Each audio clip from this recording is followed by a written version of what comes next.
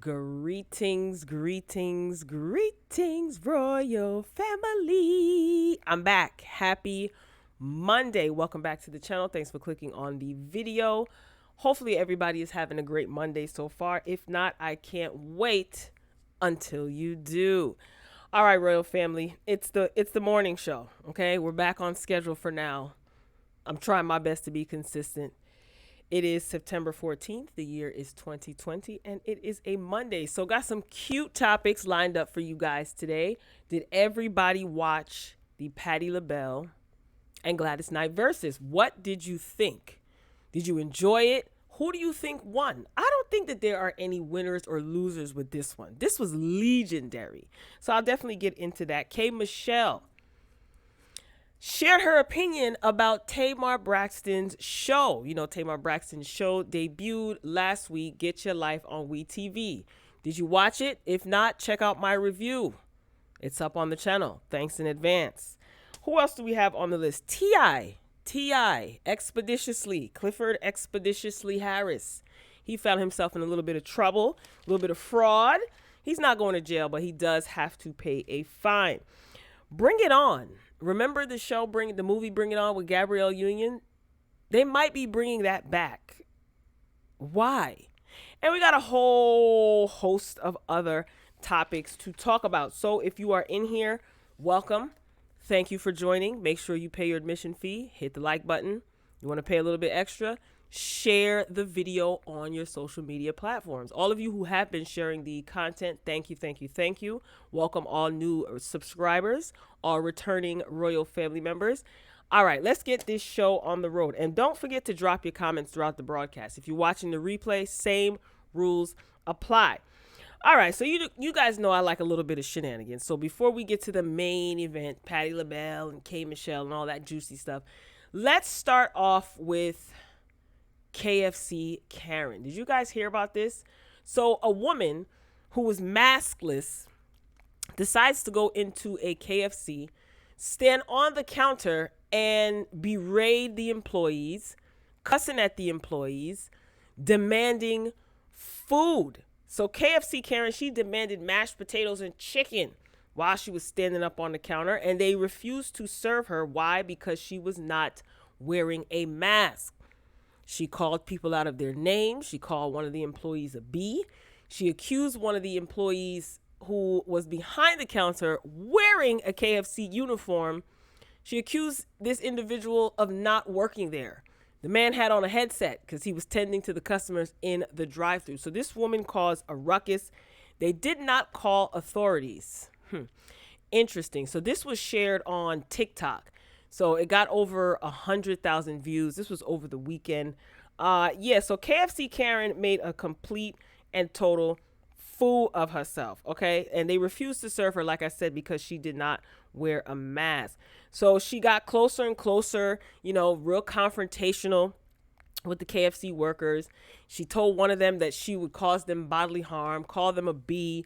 So everyone just stood there and watched. So there was somebody who was standing online and offered to give KFC Karen a mask, an extra mask that he had in his car. And she said, F you, no, I don't want it. This place is disgusting. And she decided to leave. And again, no one called the authorities. She had this crazy, ignorant, nasty, Karen-like outbursts. Must be nice, right?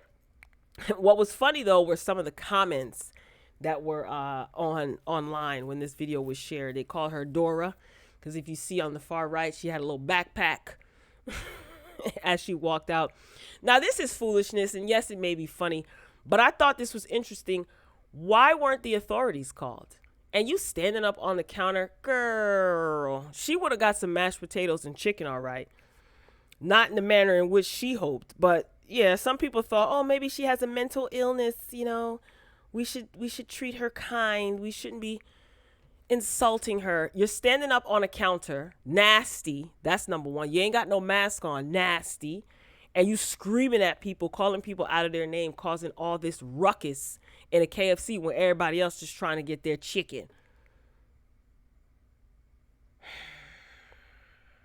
Shenanigans. Moving along. Money Mike Bloomberg. You know who this guy is? So Mike Bloomberg, he plans on spending $100 million to help Joe Biden win Florida in the election.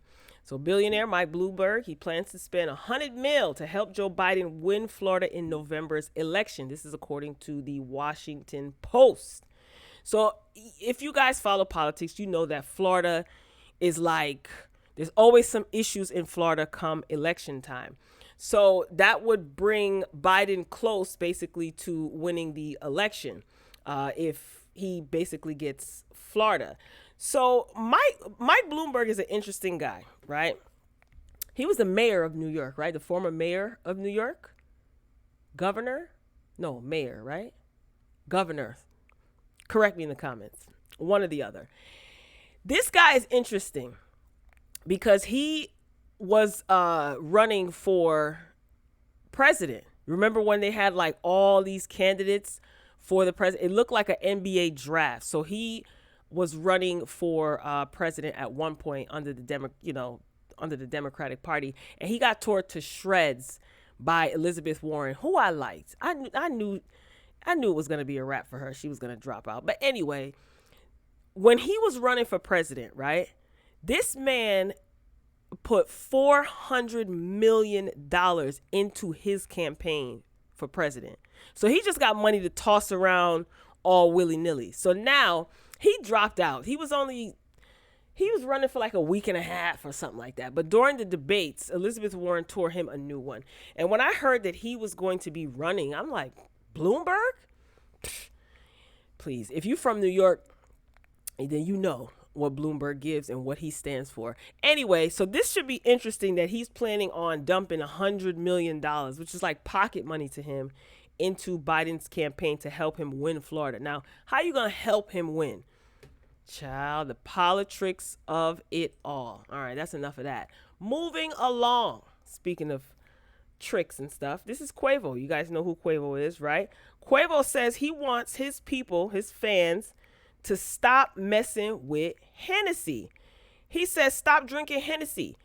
They don't F with us. So this was over the weekend. This is interesting. So he's trying to release people from, what he feels is a triangle choke that Hennessy has on the community. So on Friday, the Migos rapper took to Twitter where he urged his fans to stop drinking Hennessy because the brand doesn't fully respect the culture he and his followers are from. So he posted on Twitter, I thought I had the picture, but he posted on Twitter, my folks need to stop drinking Hennessy. They don't F with us. No more rapping about Henny. The Martell way is how I'm coming. And they appreciate it better. Martell Blue Swift. So here's the tea. He tried to do some sort of deal with Hennessy, and they said no. Hennessy said no. So he said, all right, well, forget y'all then. So he decided to basically deal with Martell Blue, who agreed to do some sort of deal with him. So he isn't the first rapper to attack, liquor brands for profiting off of black people without fully embracing the culture. After making Cristal the go-to champagne for entertainers, I know it's pronounced champagne. I was just being funny. Jay-Z and Rockefeller staged a boycott of the company. I remember that. Remember when Jay-Z's like, stop drinking Cristal. He made it hot, he made it popping in all of his songs. So, of course, people are going to follow their favorite rappers if they promote a specific brand. Fans of that particular rapper or artist are going to follow suit, like that cult-like following thingamajig. But yeah, so Quavo is basically mad that Henny wanted no parts as far as a collaboration with him, and then he turns around and tells everyone to boycott Hennessy. I'm not a Hennessy drinker, but I don't know. Do you guys drink Henny? And would you boycott Henny because Quavo said so? If Quavo was your favorite rapper, or even if he's not your favorite rapper, if you're if anyone says boycott Henny, would you? But I'm saying though, like, don't you still rock Gucci and all these other labels, Quavo? So you want people to boycott Hennessy, but you still messing with these labels that don't care about black people? I don't know. You guys let me know. Moving along. Oh, man. Clifford Expeditiously Harris. How could you, sir? How could you? So did you guys hear about this over the weekend? So he was fined $75,000 for his role in a cryptocurrency scheme.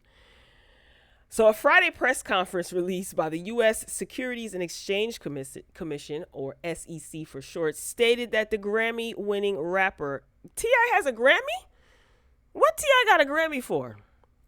Anyway, he was promoting unregistered and fraudulent initial coin offerings led by an Atlanta film producer. So the film producer, Ryan Felton, had been receiving ICOs from people as investments for a streaming service he said that he was creating for a company called Flick as a digital asset trading program for a company called CoinSpark. So the SEC indicated that Felton misappropriated those invested funds by using them for personal items. Prosecutors say the items include a $180,000 Ferrari and a $1.5 million mansion. WSB TV reports. The SEC's release state that he pocketed $2.2 million in total profits. You scheming the people out their money and have the nerve to go buy a Ferrari and a mansion. Lord, why? Clifford Harris Jr., that's T.I., he had been promoting Flick coin offerings as well as selling ICO tokens via his social media. The SEC report also indicated T.I. falsely stated that he was a co-owner of the company. Now, why would you do that, Clifford? You know good and well you ain't the co-owner of this company. You done dupe people. Does T.I. have fans still? And what did he win a Grammy for? Anyway, T.I.'s social media manager, William Sparks Jr., was also selling Flick tokens using the rapper's social media accounts to do so. Two others, Atlanta residents Chance White and Owen Smith, were also promoting fraudulent tokens from CoinSpark. None of the four had disclosed that they had each received compensation from promoting the tokens. Felton faces criminal charges of violating registration, anti-fraud, and anti-manipulation provisions of the federal securities law, according to a complaint filed in U.S. District Court for the Northern District of Georgia, WSB TV reports. His investigation is now being conducted by the FBI. Yikes. And T.I., he's been ordered to pay a civil monetary penalty of $75,000 and is barred from selling or participating in digital asset securities for 5 years. And the other guy, Sparks, has been charged with violating registration provisions, while he and White have to pay $25,000 in fines. Now, how you gonna go around promoting something, Mr. Expeditiously? You take the time to look up these words, right, and their definitions, and you use them. You didn't do your homework as it pertains to this cryptocurrency foolishness. He lucky he ain't end up in jail. All right, let's move this right along. Louis Vuitton is charging nearly $1,000 for a designer face shield. I don't know if you guys saw this, but you see the picture. Look at this. I notice I see people walking around, and instead of them wearing like face masks, they're wearing like these shields. So I guess Louis Vuitton decided to capitalize off of this. So Louis Vuitton has unveiled a light-sensitive face shield that will go on sale in late October for nearly $1,000. The full face mask is part of the label's 2021 cruise collection, and it's described as an eye-catching headpiece, both stylish and protective. And this is according to the news release per Vanity Fair.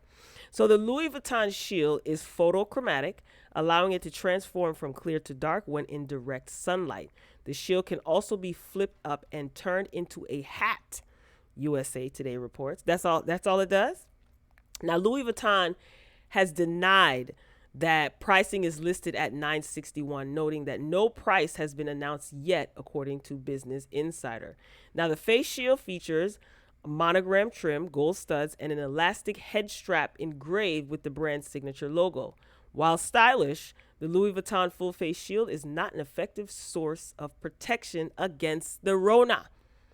I didn't think it would be. It's a face shield, not a mask. So the CDC does not recommend the use of face shields amid the pandemic, as they are primarily used for eye protection for the person wearing it. Honey, almost $1,000. And then Burberry is selling masks for $120, the face masks. Last month they started selling it. So the CDC lets you know, look, this is not an appropriate shield from Rona. But who the heck in their right mind? Well, let me not even say in their right mind. People can spend their money on whatever they want, but I ain't spending no $1,000 on a face shield. What does it do? It flips into a hat. And then it turns into what, like a sun visor, like, you know, it gets dark in the light. That's all it does. Can it fold my laundry? Can it steam mop my floors? Can it take the meat out of the freezer to thaw out so that I could come home and make dinner? If the answer is no, then that Louis Vuitton face shield can stay exactly where it is. All right? If you just joined in, welcome. Happy Monday. Welcome to the Morning Boogie Morning Show. If you're already in here, don't forget to hit the like button. Please drop your comments. Share the video. All right, let's keep this train moving because I definitely want to get to the Patti LaBelle shenanigans.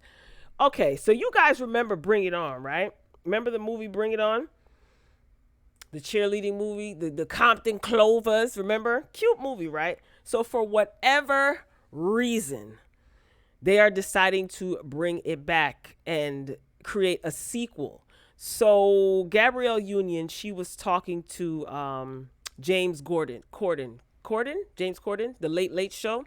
And she basically said that the producers and the writers of the original film were in talks, and it's definitely going to happen. Like a sequel is definitely in the works. You know, Kirsten Dunst and Gabrielle Union were on a live not too long ago. So everyone is on board. All of the original castmates of the movie are on board. How many Bring It Ons were there? There was more than one, right? I think there was Bring It On 2, and then there's like 2 or 3 more. So according to Gabrielle Union, she's basically saying that they want to capitalize off of the fact that the whole culture of cheering and cheerleading, Netflix had a couple of documentaries, or Cheer, I think it was like a documentary on Netflix, and everyone seemed to love it. So I guess they're trying to capitalize off of that. Who wants to see Bring It On return? This storyline would have to be completely different. Like, I don't want to see Gabrielle Union cheering. Like, she should be like a cheer coach, and it'd be a new team, you know, and Kirsten Dunst should be a coach, and they battle against each other. But I don't want to see Gabrielle Union cheering. Do you guys want to see Gabrielle Union cheering? I'm good. I'll pass on that, girl. Gabrielle, you bored. Go sit down. Even though for Halloween, right, this past Halloween, she put on her Compton Clovers uniform, and it still fit. So shout out to you, Gabrielle. I ain't mad at you. I'm not here for it, though. All right, speaking of unnecessary, let's move this along. This is Tommy Lee from Love and Hip Hop Atlanta. We all know who Tommy Lee is, Lord. And then, of course, that's Mr. Curtis 50 Cent Jackson. So Tommy Lee says that she hates 50 Cent. And she says that he blocked her after she asked him to be Ghost's girlfriend on Power. So Tommy Lee, she was on Instagram Live, you know, chopping it up with her fans and her viewers or whatever. And she explained why she hated 50 Cent. So she shares that she always wanted to be in the hit series Power. And according to her, she DM'd 50 Cent with some ideas on how she could be incorporated in the show. So she says, everybody knows that I want to be on Power, but I absolutely hate 50 Cent. All I said, let me tell you something. Whenever someone starts off a sentence with all I said was, you know some foolishness is to follow. All I said was, and then it's something crazy. She said, all I said was I had DM'd him. I said, I got an idea for Power. I should be Ghost's girlfriend. Just throwing that out there. That mother bleeper blocked me, she says. He's such a bleep hole. And I think I would have done really good on Power. So Tommy, she then goes in to explain how she wants to challenge herself in the acting world, saying, I want to be in something like that, like some gangster vibes. Tommy, let me tell you something. I don't see it for you. I not on Power. I don't see you doing Power whatsoever. So she wants to act now.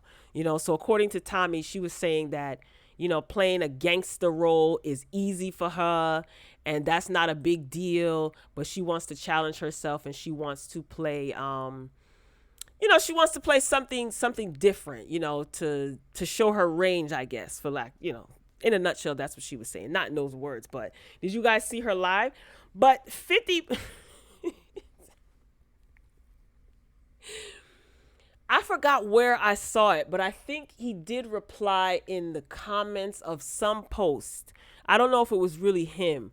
So I didn't even bother screenshotting, but I did see where he said, yeah, he blocked her. And he said it's about being professional. Now, again, I don't know if that was his account, but did it have the blue check mark next to it?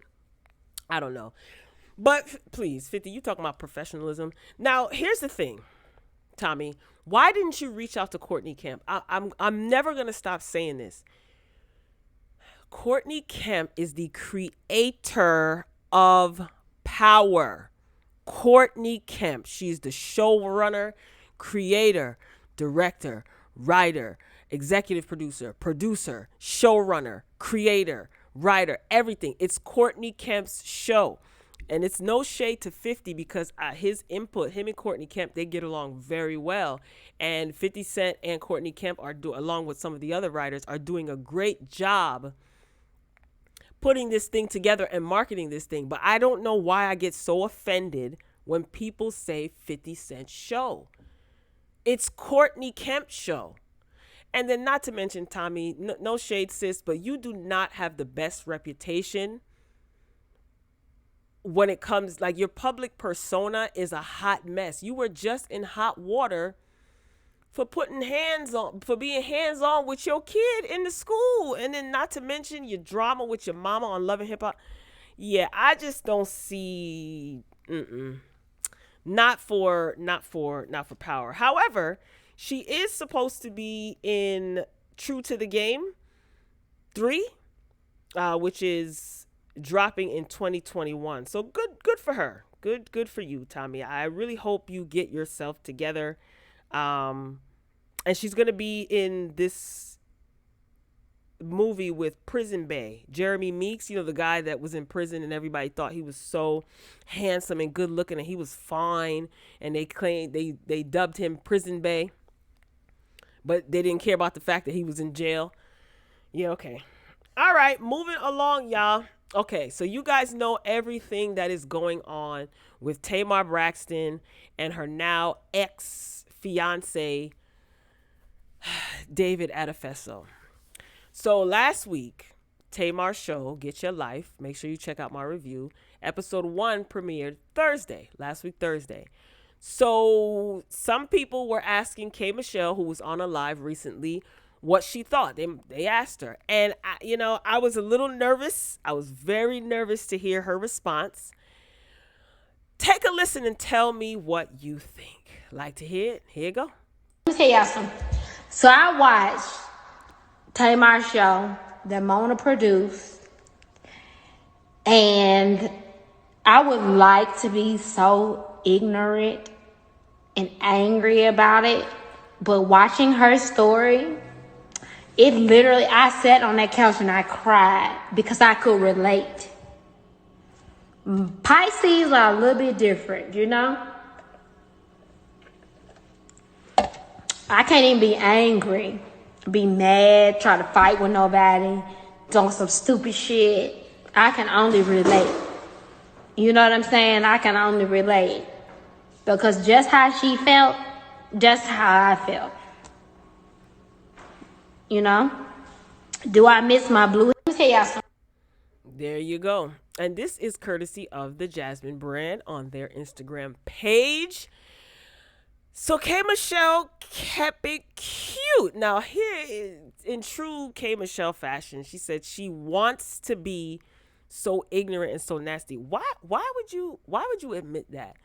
Why would you admit that you want to be ignorant and nasty? Maybe she just accepts herself for the way that she is. It is what it is. However, this is as nice as we are going to get from K. Michelle as it pertains to Tamar Braxton.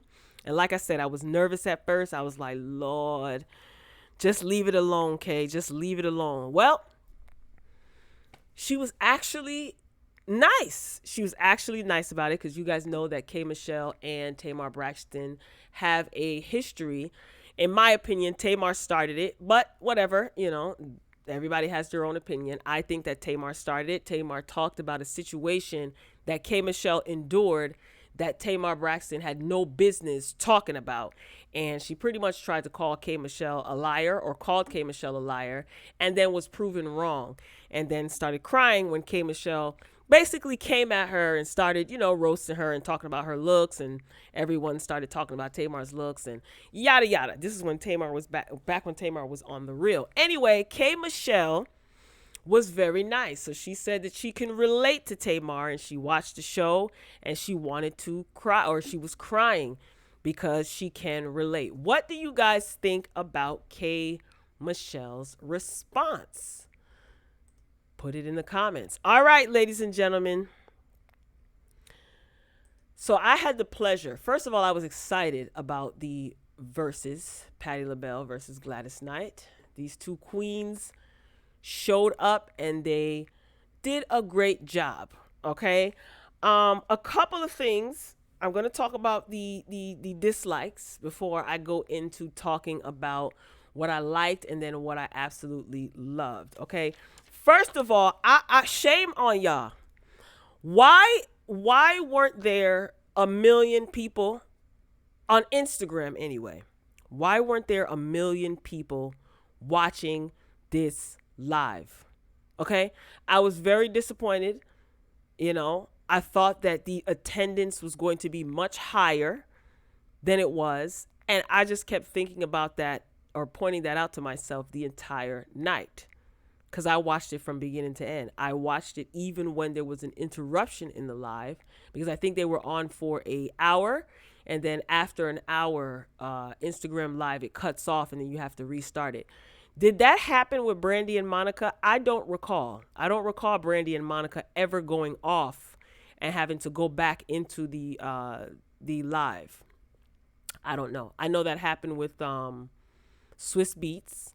I know that happened with Teddy Riley and Babyface, even though they couldn't get their production together. Anyway, so I didn't like the numbers. I mean, as far as on iTunes or Apple Music, Apple iTunes, whatever else it was streaming on, I'm not aware of what that is. I'm sure the numbers will come out and they'll put it up. But yeah, I was very disappointed that there wasn't 1 million people minimum in that versus. So that's one thing. Second thing, fire the sound man. The sound was terrible. They got it together for a little while, but it was terrible. To present day, Snoop Dogg and DMX had the crispest and the best quality sound of all the verses. I've said it before. And I was very disappointed, whoever the sound man was. Now, the DJ had it pumping before these ladies came out. They were playing some good throwbacks. But the sound quality was trash. It was absolute trash. Now, moving on to the fashions. Gladys Knight looked amazing. Both of these ladies looked amazing, okay? Patti LaBelle is shady. Now, why she asked Gladys Knight how young she is, meaning asking her age. And then Patti goes on to say, you're a year older than me? Patti, now why you being shady? Why you asking Gladys how old she is? Y'all only a year apart. Knock it off. Anyway. Gladys looked absolutely amazing. I do like her outfit. I thought it was very festive, appropriate for the occasion, glitter. I love glitter. I love glitter and sprinkles, or sparkles, I should say. So I think she looked nice, and I like this little purplish, pinkish, mauve-ish ensemble that she had on. Her hair looked great. Patti, she looked great. I'm going to be honest. I thought Patti was going to serve more as far as her ensemble is concerned. She looked great though. She definitely looked great. Patti was checking her hair in the mirror. Patti had her Louis Vuitton trunk with her shoes on the side. I thought that was a cute prop. However, I did notice that she was, after she kicked her shoes off, she was changing her shoes while Gladys was singing, which was a bit of a distraction, but it is what it is. These two are friends. Hold on, I wrote some notes, y'all. I wrote some notes. I do appreciate both ladies' words of wisdom. You know, they went down memory lane. It was so authentic, I think, in the beginning, because they spent quite a few minutes talking, going down memory lane, asking about the kids, just like two old girlfriends catching up. I love that. It wasn't fake. It wasn't forced. They were genuinely having a good time. I love how they both were vibing out to one another's music. This wasn't forced. And like Patti said, you know, we're some OGs. We're the OGs. But I do love the wisdom. And Patti was reading y'all girls down. All y'all girls that got beef in these streets, in the music industry, she was basically, listen, she was giving y'all words of wisdom. Both of these ladies. Gladys Knight was basically saying, you know, it's all about love, the love of the music and everybody getting along and all this other stuff. And she talked about how she and Patti always got along and they respect each other as musicians. It's all about love. I forgot who it was, but one of them called out Brandy and Monica. I think it was Gladys, saying, get it together. Yes, they did. And I was here for it. They schooled the girls. Yeah, they definitely schooled the girls. I think they both did a good job. I mean, some people are saying that Patti wasn't prepared. I saw commentary and comments saying that, you know, Gladys Knight ate Patti up. I think that they genuinely had fun. What I will say is the two ladies were sitting down. Gladys got up. Patti got up too at certain points. But the two ladies were sitting down and they were still able to belt out some notes along to their song, because they sang along to their songs. And that if you're a vocalist or if you know anything about, you know, vocals, sometimes, especially some of the notes that these ladies have in their song, it's difficult to belt out certain notes while you're sitting down. You know, you need your diaphragm fully extended. You need to be standing up. But they, listen, this is nothing to them. This is absolutely nothing to them. They've been in the game long enough to do whatever it is that they want to do. And I enjoyed it. I have to say, I was watching from beginning to end. You know, can we give a special shout out to the kings of the comment section? And I'm going to have to give it to Carlos Miller and Chico Bean. Listen, for the last couple of verses, Carlos Miller and Chico Bean, no shade to anyone else, but the two of them, they have been holding it down in the comment section. Tony Baker too. Tony Baker. They have been holding it down in the comment section and keeping the audience entertained, because I was reading the comments when I was like in the phone, but otherwise I just had it playing. Carlos Miller said, all of this verses is making me want a flip phone. You know, Chico Bean, when Gladys Knight played Gotta Make the Best of a Bad Situation, I think that was the song. Chico Bean said, this is the music that you hear when your father's about to come home, or something like that. I don't even remember what they were saying, but Chico Bean and Carlos Miller, shout out to them, because and Tony Baker too. They've been holding down the comment section in the verses. When Buju and Beanie Man did their verses, Tony Baker was absolutely hilarious. So yeah, I mean, the only dislikes I had with this was the sound, and that's about it. Dionne Warwick came out. Okay, Dionne came out in her all white. Now this is the first verses where someone has made a guest appearance, but again, this is Gladys Knight and Patti LaBelle. You gonna tell them no? It didn't look like Auntie Patti was really feeling Dionne, but you know, they have history. But let's move it along to my absolute favorite part. I'm gonna turn the sound off on this because it does have music playing. So let's just get into my favorite part. Here we go. Shoe off. And you see Patti, she's feeling Kick the shoe off. This was somewhere over the rainbow. Kick the shoe off. Yes. Yes. Woo, Yes. woo, woo. Keep it up, keep it up. Now, I told ya. Yes, Patti. Yes. Come on. Yes, Patti. Hey, hey. Yes. The shoe off. Shoe off. Okay. So I told you guys. Kick the shoe off. If you guys listen to my What the Kick the Friday shoe off. video, I told y'all when you see. Yes. This might still be playing. When you see Patti kick off her shoes to think of me. See, I turned the volume down. You might have still heard it.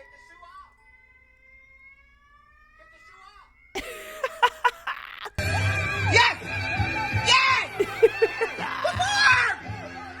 Perform. I am here for it. Shout out to, I can't even see. Y'all see the name on the bottom of the page. I found this on Instagram because I was searching the versus, here go Dion. I was searching the versus hashtag.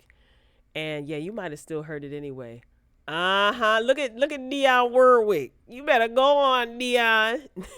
Yo, why is people throwing shade at Dion? I'm not doing that because that is Nippy's cousin. What else? Yes, Patti. Yes. This was absolutely great. I enjoyed. Now, why they do this? Look at this. So I enjoyed it. I had a good time. You know, Patti, she did her shoe changes. Okay. Dionne Warwick came out, like I said. Yeah, I enjoyed myself. I like the throwback. I like the old school. Now look at this. They already starting. Look, that's Aretha Franklin. I can't take it. I can't take it. Yeah, so I enjoyed it. I did. I felt like it was so good. It was just feel good music. The music was just good, and both ladies sounded amazing. They both sound great. They look great. I really like Gladys's ensemble. I thought it was age appropriate. I thought it was festive. You know, it caught my attention. So, and Patti, she looked amazing too. We've seen Patti we've seen Patti more. I've seen Patti more than I've seen Gladys, like in the last couple of years. But it's good to know that Gladys is doing well. Patti is doing well. These women are 76 and 77 years old. Dionne Warwick is about to be 80, if she isn't 80 already. Legends. These are absolute legends. And I'm glad that they came together to do this. And they're good friends in real life. So the banter between the two of them, it was authentic. It wasn't forced. They didn't have to have a conversation to iron things out beforehand, you know. So it's good to see that they've been in the game longer than I've been alive, and they've maintained respect, class, dignity, and they're wise women now. And I really like what they had to say as it pertains to people in the industry, beefing and stuff like that. And I was listening, I was all ears. I mean, I'm not beefing with anybody in the industry or beefing with anybody at all, but I still took away, the wisdom that these queens gave. So I enjoyed it. I mean, as far as a winner, this one, there is no winner. I think we, the fans, are the winners. But drop down in the comments and tell me who you think won. Do you think Patti won? Do you think, Gladys won? But if Patti won, then Gladys won. And if Gladys won, then Patti won. They're both winners in my eyes. You can't pick one with these ladies. Some people like one versus the other. That's fine. But I really enjoyed this one. This one was really good on a Sunday. Like some good soul food. I'm totally here for it. So I can't wait until the numbers come out as far as Apple iTunes to see. But I'm being honest. The attendance, I was not impressed.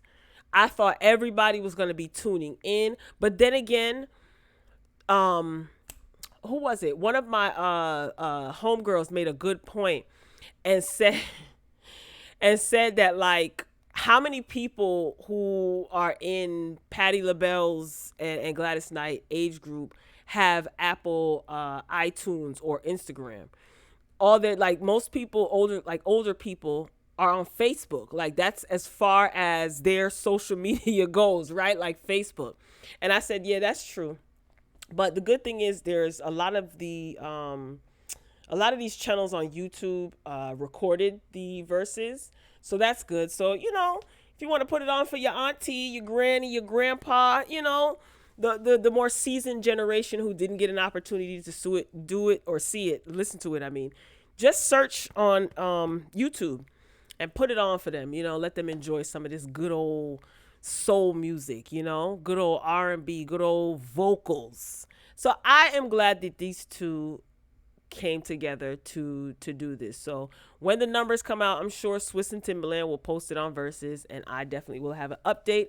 But I enjoyed myself. Good music. So tell me what you guys think. Let me know if you watched it in its entirety and had a good time. All right, Royal Family, I am signing off. I hope you guys enjoy the rest of your Monday. I definitely will be back because I am going to watch Tamron Hall.